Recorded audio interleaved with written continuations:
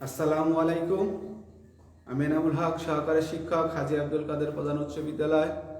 আজকে এই হাজী আব্দুল কাদের প্রধান উচ্চ বিদ্যালয় অনলাইনে ক্লাসের পক্ষ থেকে সকলকে শুভেচ্ছা ও স্বাগতম। আশা করি সবাই ভালো আছো। শিক্ষার্থী বন্ধুরা,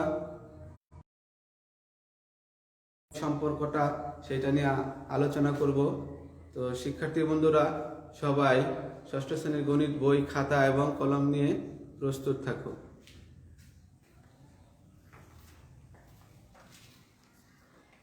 আজকে আমার বিষয় হচ্ছে অনুপাত ও শতকরার সম্পর্ক। আমি গতদিন বলেছিলাম অনুপাতটা কি। একই জাতীয় দুইটা রাশি যখন ভগ্নাংশ আকারে প্রকাশ করা হয় তখন তাকে অনুপাত বলে। তো আমরা এভাবে লিখতে পারি, এটাকে লিখতে পারি 2:3। এই চিহ্নটাকে বলে অনুপাত। বিভিন্ন রকম অনুপাত আমি গত সপ্তাহে বিভিন্ন প্রকার অনুপাত নিয়ে আলোচনা করেছি। হতে পারে 5:7, এটা লিখতে পারে 5:7। এখন আমরা দেখব শতকরা। আসলে শতকরা এমন একটি ভগ্নাংশ এমন একটি অনুপাত যা 100 ভগ্নাংশ রূপে আমরা প্রকাশ করতে পারি। এটাকে বলে শতকরার প্রতীক। শতকরার প্রতীক তোমরা পঞ্চম শ্রেণী থেকে শিখে আসছো। আর এটা হচ্ছে অনুপাতের প্রতীক।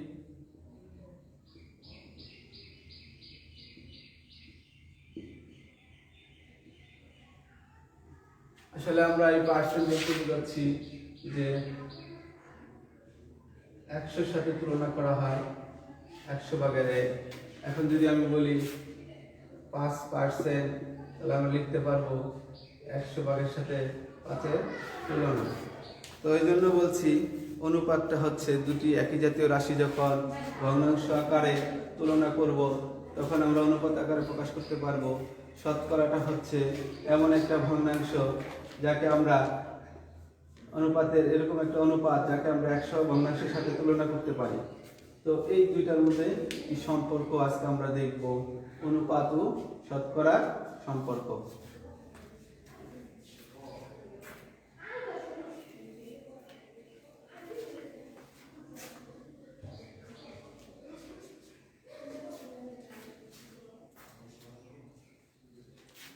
আমরা প্রথমে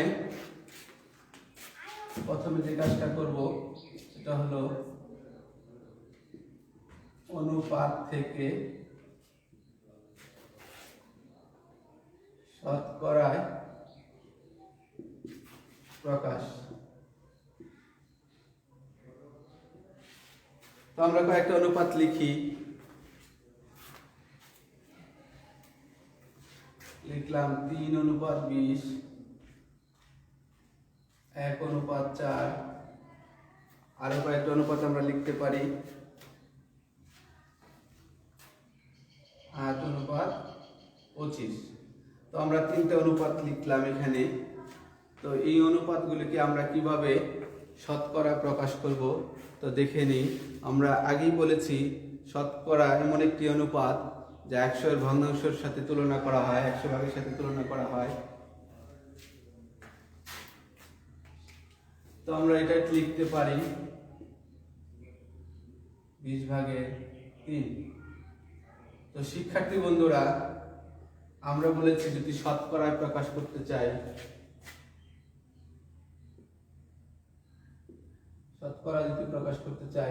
তাহলে 100 ভগ্নাংশের 100 ভাগের সাথে তুলনা করতে হবে। তো আমরা এখানে 20/3 পেয়েছি। যদি শতকরায় নিতে চাই তা আমাকে কি করতে হবে, এখানে আছে লব, এখানে আছে হর, এমন সংখ্যা দিয়ে আমরা গুণ করব যেখানে আমরা এই 100 পেতে পারি। তাহলে 20-এর সাথে আমরা গুণ করতে পারি। 5 যদি গুণ করি 5-20-এ 100 হয়, তাহলে লবের সাথেও 5 গুণ করতে হবে। তাহলে কি হলো, কি দাঁড়ালো, 3×5 = 15, 5×20-এ 100। তো এখানে আমরা 100 ভাগের সাথে তুলনা করতে পেরেছি। 100 ভাগের মধ্যে 15 ভাগ, অর্থাৎ আমরা এরপরে লিখতে পারি 15%। তো শিক্ষার্থী বন্ধুরা দেখো তোমরা, এখানে একটা অনুপাত ছিল 3:20, 20/3। সেই অনুপাতকে আমরা কি করলাম, শতকরায় প্রকাশ করতে পারলাম। তার মানে এখানে আমরা যেটা চেয়েছিলাম অনুপাত থেকে শতকরায় প্রকাশ, আমরা এটা করতে পেরেছি, শিখতে পেরেছি। তো আমরা পরের অনুপাতের দিকে খেয়াল করি। পরের অনুপাত আছে 1.4। এটাকে যদি আমি লিখি উপরে 1 নিচে 4, তাহলে আমাকে 4 এর সাথে এমন একটা সংখ্যা গুণ করতে হবে যাতে আমরা কি করতে পারি, শতকরা মানে 100 ভাগ নিয়ে আসতে পারি। তাহলে আমরা জানি 4 25-এ 100, 1 গুণন 25, তাহলে দাঁড়ালো উপরে 25, নিচে দাঁড়ালো 100। তার মানে আমরা এই অনুপাতটাকে শতকরা নেওয়ার জন্য যেটুকু দরকার 100 ভাগের সাথে আমরা তুলনা করতে পেরেছি। তো আমরা লিখতে পারি আগেরটার ন্যায় 25%। তো শিক্ষার্থী বন্ধুরা খেয়াল করে দেখো তোমরা বুঝতে পারছো কিনা।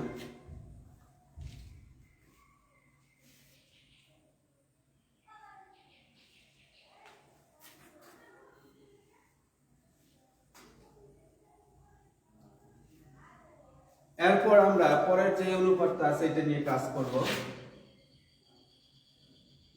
25/8।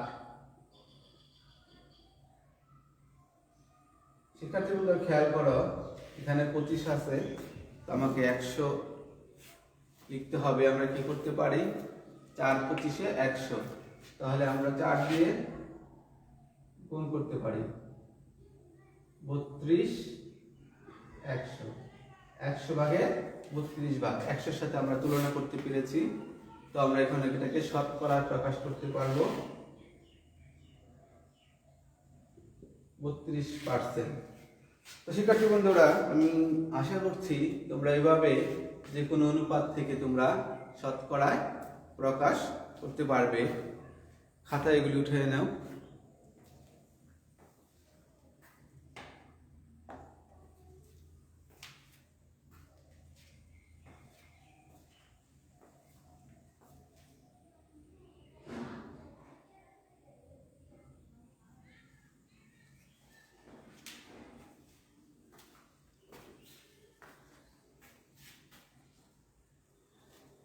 আমরা এখন এর বিপরীত কাজটা করব, শতকরা থেকে অনুপাতে প্রকাশ।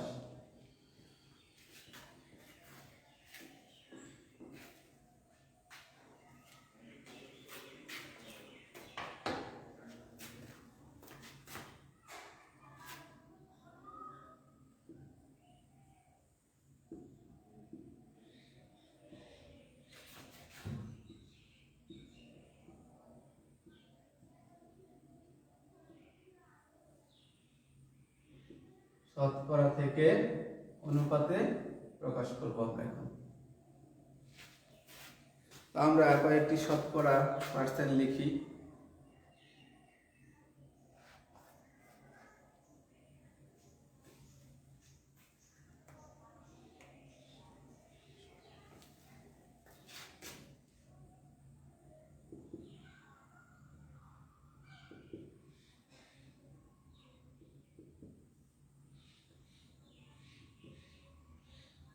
তো আমরা কয়েকটি শতকরা লিখলাম, 25%, 15%, 16%, 20%। তো এটাকে আমরা অনুপাতে প্রকাশ করব, ভগ্নাংশ বা অনুপাতে প্রকাশ করা যায়।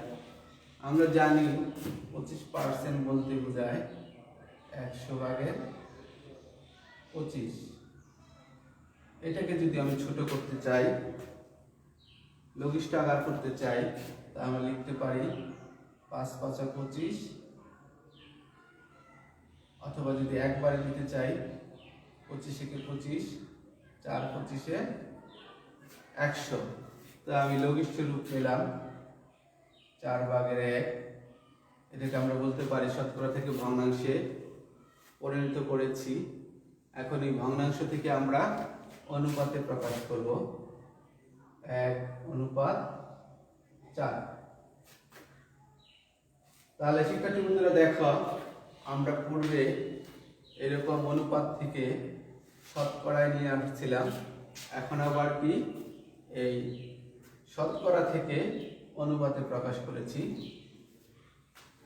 তোমরা একটু খেয়াল করে দেখো মনোযোগ সহকারে।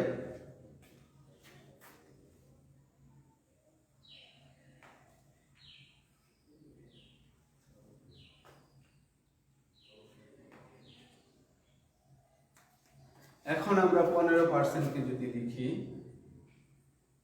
100/15, এটাকে যদি লঘিষ্ঠ আকার করতে চাই তাহলে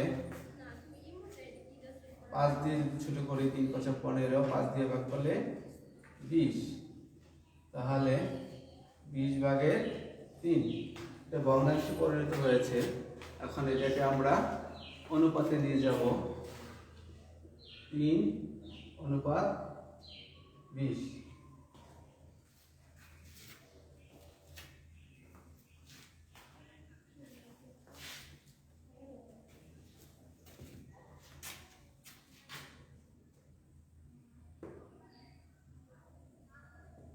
তো আমরা পরবর্তী অনুপাতে খেয়াল করি, শতকরায় 16%।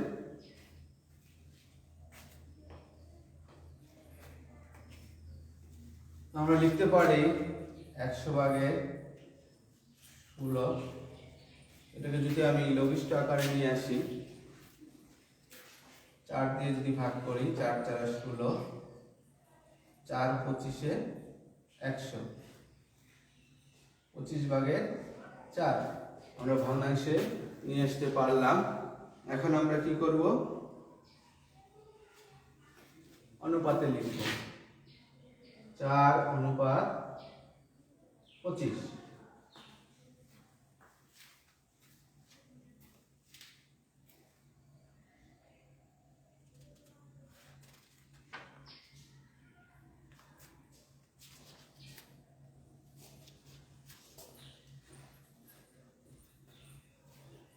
বিশ পার্সেন্টকে যদি আমরা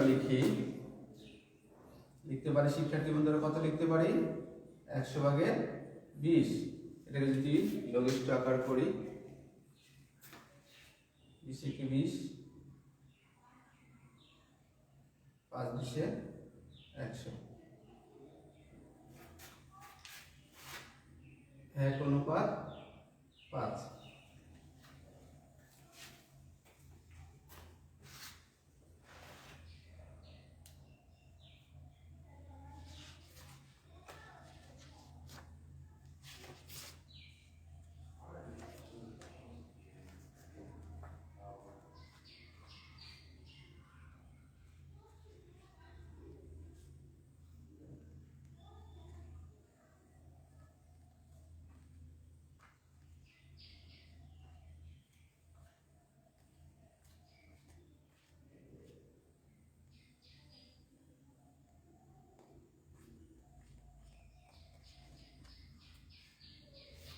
তো শিক্ষার্থী বন্ধুরা, আজকে অনুপাত ও শতকরা সম্পর্ক আমরা দেখলাম, আশা করি বুঝতে পেরেছ।